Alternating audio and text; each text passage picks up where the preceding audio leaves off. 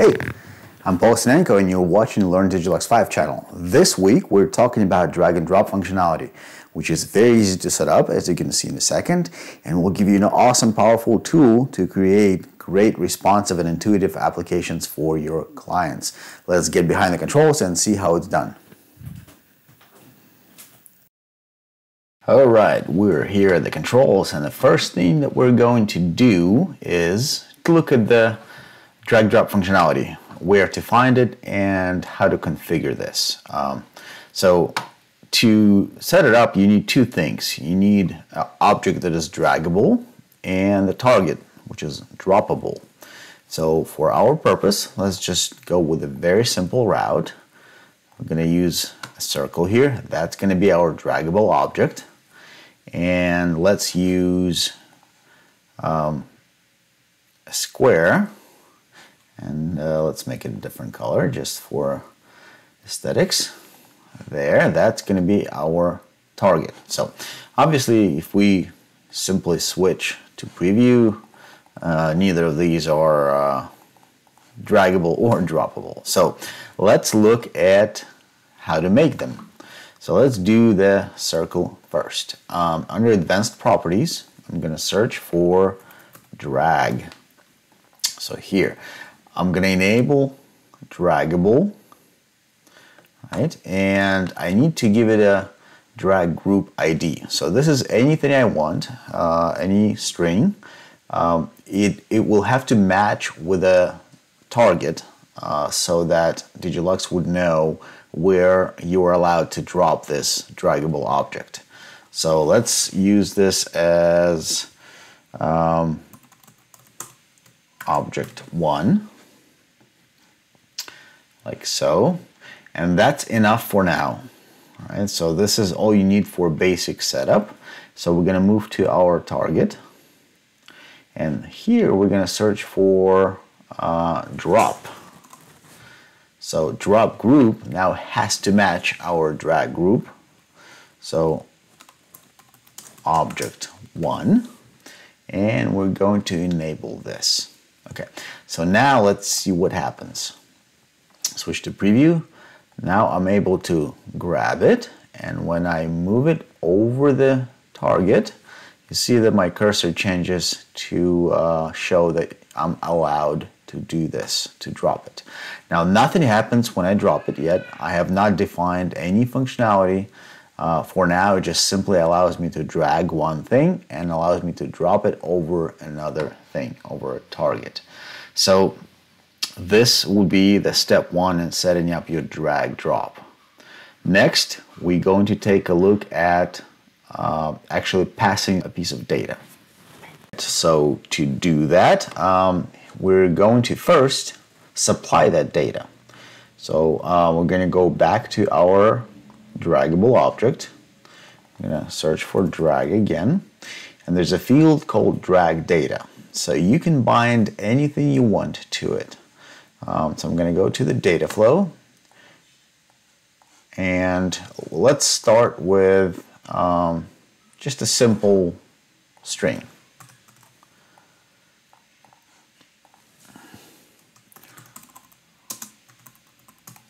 Hello world, because why not? And we're going to bind that to drag data. Right. Here, so now we need to capture that. So we're going to switch to target, and here the drag data is empty. So let's see, how can we grab it? So what is supposed to happen is when I grab this object and drop it over that object, my drag data is supposed to appear somewhere else, right? But it doesn't right now because it's not set up. So now it's time to set up the target. So I'm going to go to the data flow. Now notice on the target, I'm not using drag data because this is only used for the draggable object. Now on the target where you drop it, you capture that data differently. So I'm going to go to a data flow, and I'm going to find a mouse event block. Now this part is a little bit non-intuitive, so you just have to remember it. So you need a mouse event block, like so. Just drop it. It has to exist well, ideally on the data flow of your target. But the important part is that you bind on the drag drop event of your target to the input of the mouse event, like so. So this will give you basically everything you need. So it will give you an event, right? Drag drop. It will give you your drag data when you drop, and it also tell you, for whatever purpose, if you happen to need it, the name of the object that you dropped, the system name, of course, not your label. Okay, so let's go ahead and change this string. So instead of hello world, let's do hello again. All right, so and let's keep watching this mouse event block. So as I drag, notice that drag data still says here hello world. As I drop, now I get message hello again, and my event has fired. So basically this gives me a trigger to do something and gives me data to do something with. All right, so let's now look at an actual application of this. All right, so for that we're going to use something different. So we're going to use, I'm going to add a form element text input. All right, and let me give it a few styling properties so we can tell it apart from the background.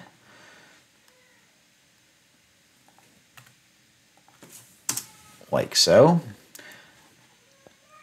And I'm going to make it draggable. I'm going to keep the same drag group. Object 1. Right? And my drag data would actually be my value, my text that I type in.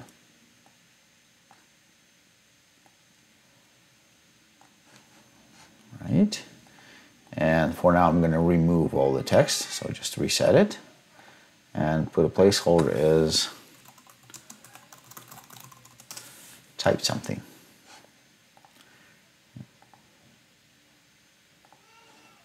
Make it a little bit bigger.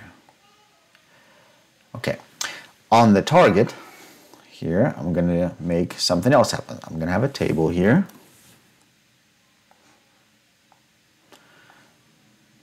And I'll set up one column, say timestamp, TS, and value.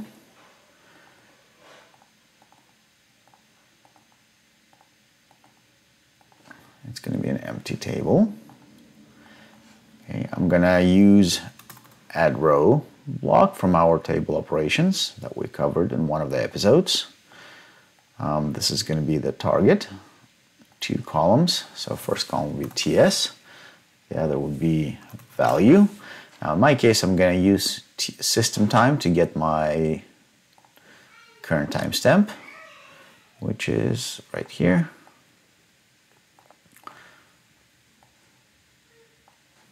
Right, my value will come from the drag data. Okay, and for the invoke, I'm going to use drag drop event. However, I'm going to add a slight delay to make absolutely sure that the add row block is invoked after the drag data is available. So if I simply did, okay, it's pinned. So if I simply did this, there's a chance that this event will fire at the same time or even slightly before this drag data property is already populated. So I'm going to use a delay block, and event will go into input, output go to invoke, and delay, I'm going to need a very tiny delay, just 0.2 seconds, like this. And since I already had an event there, of course it fired and gave me my first value, which is fine. Okay, so now what this is supposed to do, if I did it correctly, is I can type something in, drag it into my target, drop it, and it will get added to my table. So let's give it a shot. So we'll keep an eye on the table here. We're in preview mode. And let's try this. Hey. Drag this, drop it, and something did not work. So let's debug this real quick.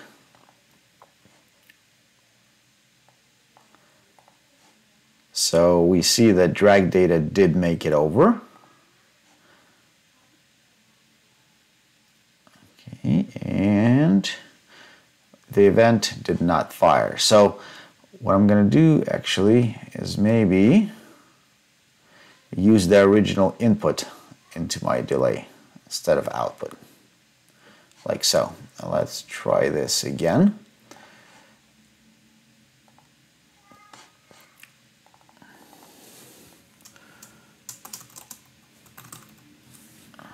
Let's do hey there. There we go. Okay, that gave us the proper timing event chain where event fires early after the value is available. All right, so basically we set up a very simple use case of adding something to your table using drag drop functionality. Okay, now let's take a look at a slightly different usage of this feature, which is to add things to the list. So I'm just going to copy this symbol name, go to my repeater, which is somewhere over here. As a matter of fact, let me add stroke around it so we can tell it apart from the background. There we go. So that's going to be my symbol. All right, it's going to be driven by the label. And let me tweak the sizing just a bit.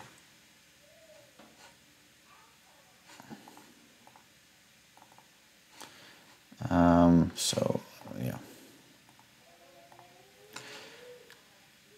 I'm gonna make this flex. Actually, I'll just do 100%. Now it's gonna grow here, but that's fine. There, and give it a bit of spacing so we can tell it apart. So this is the repeater gap, like so. Okay, I'm happy with this. So this is going to be a list of a source list, right? And I'm going to duplicate this to be my destination list. However, so let me label this source destination. So source is fed from this list node. Now destination is going to be fed from a writable table because I'm going to need to be able to add things to it. So this is the table. I want it to be exactly the same format as, well, actually no, I don't. All I need is maybe label and path.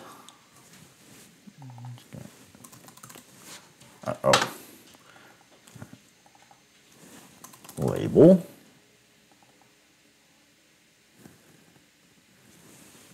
And path. So these two parameters I'm going to basically keep. All right, and that's going to be my data. And I don't need this. And you can probably tell where I'm going with this. So what I want to do is I want to set up the case where I can drag item from this list into this list, and it would get populated. So first thing I need to do is set up my destination as a target. So let's make this droppable. Right? The group, let's call it node list. Right. And while I'm here, I'm just going to go ahead and set up the full chain of action here. So remember the mouse event block. So I'm going to go ahead and use it here. We're going to use on drag drop to initiate. All right. We're going to use add row block. And this is going to be the table we're adding the row to. Oh, too many. And label and path are the two fields that we care about. they are going to come from a drag data which we don't have yet. So we can grab them to bind them. So we'll do it after the initial drop. So I'm going to use delay block like we did last time. Again, use a tiny delay of 0.2 seconds. I'm going to use the same drag drop for the delay. Actually, let me disconnect that. I'll bind it later because I don't want it to fire in the first drop.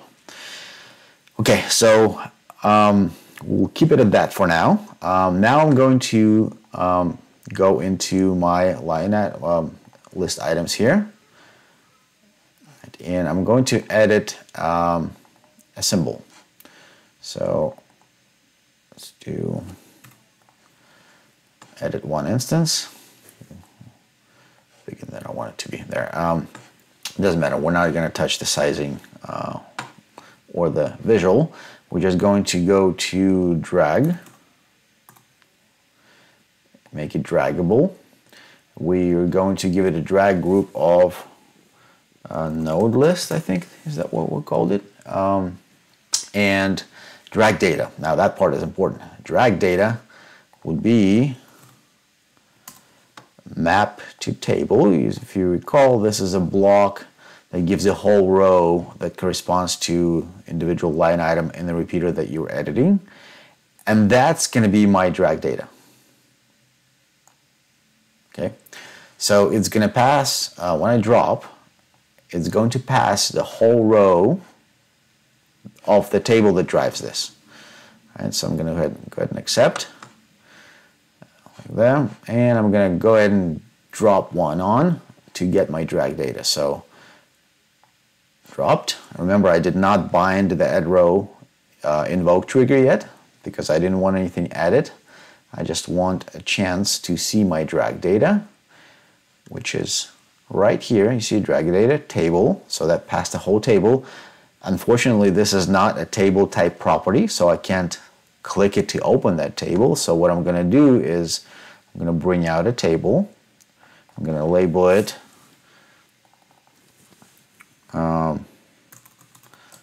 destination table, just so we know what it is. And I'm going to bind, first let me pin this, I'm going to bind table here. So now, since this is a table type property, I can actually click it. This is the row that came in. There we go. So I'm going to, of course, use the name as the label and path as path. And one last item that I need to do, well, first of all, I need to, now I can bind my trigger. There we go.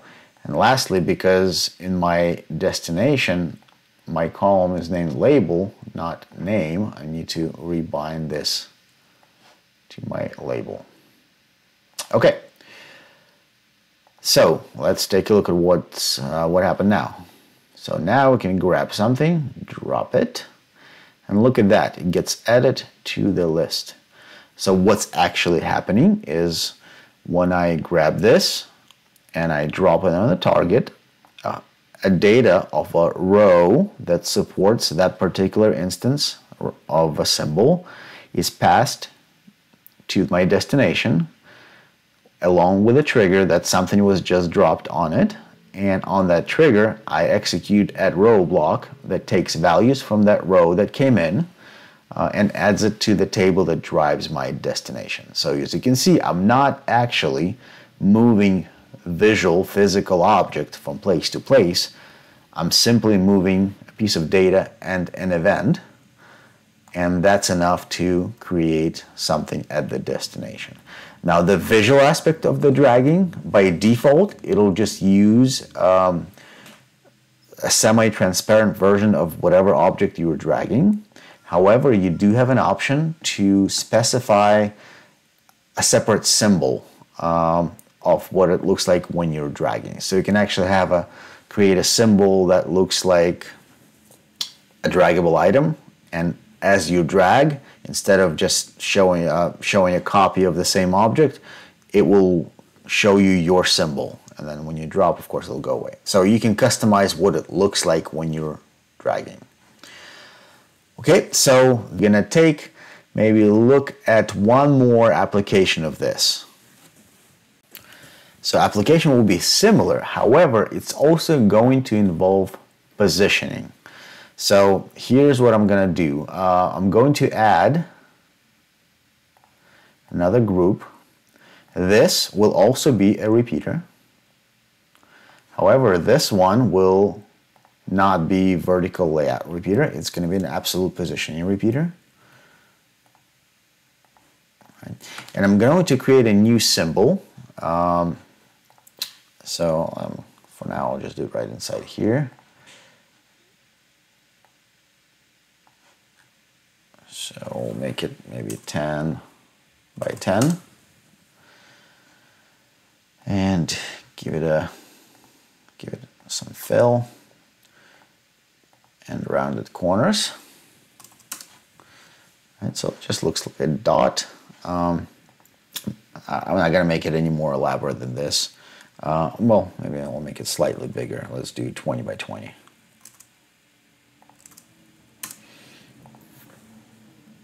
I'm gonna convert this to a symbol.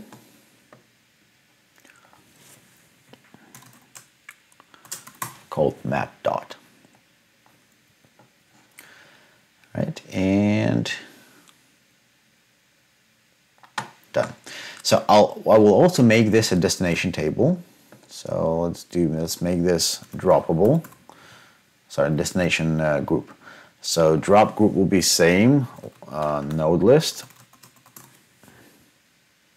droppable, and in the data flow, I'm going to use mouse event block.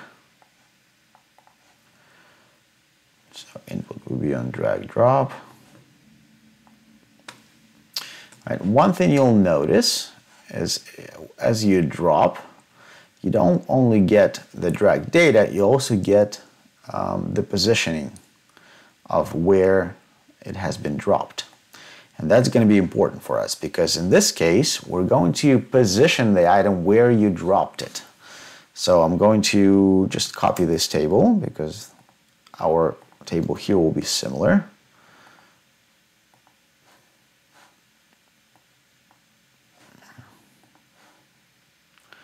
Sorry, notice when the advanced properties are open, switching, operating DGLux becomes a bit slower because it takes some time to query and render properties. So I always like to switch back to the default set of properties. It makes environment work a bit faster. Anyway, so there you go. So we're just going to add X and Y column, like so. And as a matter of fact, most of this functionality will work quite well for us. So let me go ahead and just copy all of it. I'm just going to delete everything here, paste it here. All right, so we just need to modify this table again. X, Y, and add X and Y to this block. And of course, use the X and Y from our mouse event. And finally, we're going to use that table now to drive the repeater. Right? We're going to do map dot as our item renderer.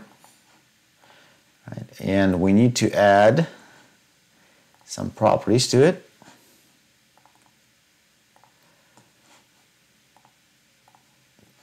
So we're going to add, well, any one property will do. So we'll do label. This is just so we can display a tooltip on a mouse over. And we're going to, of course, drop a map to table block, which will give us the whole row. Right, which doesn't have X and Y yet because remember this is a copy of the other table that never had this initially. That's quite all right in this case. I'm going to delete this row when we're done. So I'm going to basically bind the X and Y, so offset but I'm going to offset for the center. So what I'm going to do is I'm going to take subtract here. I'm going to subtract, so I'm going to take X, I'm going to subtract half of the width.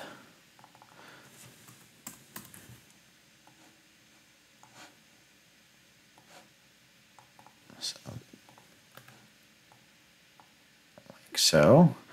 And this is going to be the horizontal offset. I'm going to duplicate this for vertical offset.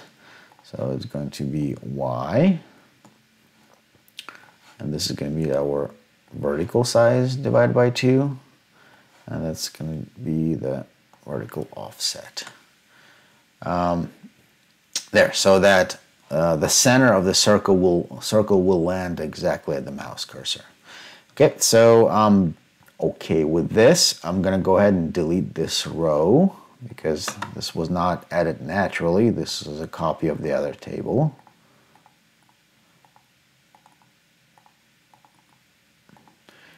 Of course, we didn't take time here to set up functionality to remove items because that's not part of the lesson. All right, so there's just one thing left to do. Remember, we created a label property, which is not bound yet. And because not a single property is bound to the repeater table, the map to table block inside the symbol will also not return your row. It's very important to have at least one property be driven by the table. So I'm going to bind the label. There we go. So that made everything work, and on mouse over, of course, it gives me the name. So now I can drop things, right? And they get automatically placed in an absolute layout. So it's very similar to the destination list, except here we're also utilizing the positioning as well to add things to the list. So that will conclude our exploration of the drag and drop feature for this lesson. As you can see, it's not terribly difficult to set up, and there's not much you have to remember. The only part that's not very intuitive is, of course, using the mouse event block to get your drag data, basically to set up your destination for your drop. Okay, that's it. Let's get back to the studio. Hey, welcome back. Well, this wasn't too difficult like I promised, and now you have a cool new tool in your toolbox to make your application awesome for your customers. I'm Paul Stanko. Until next week, go build something.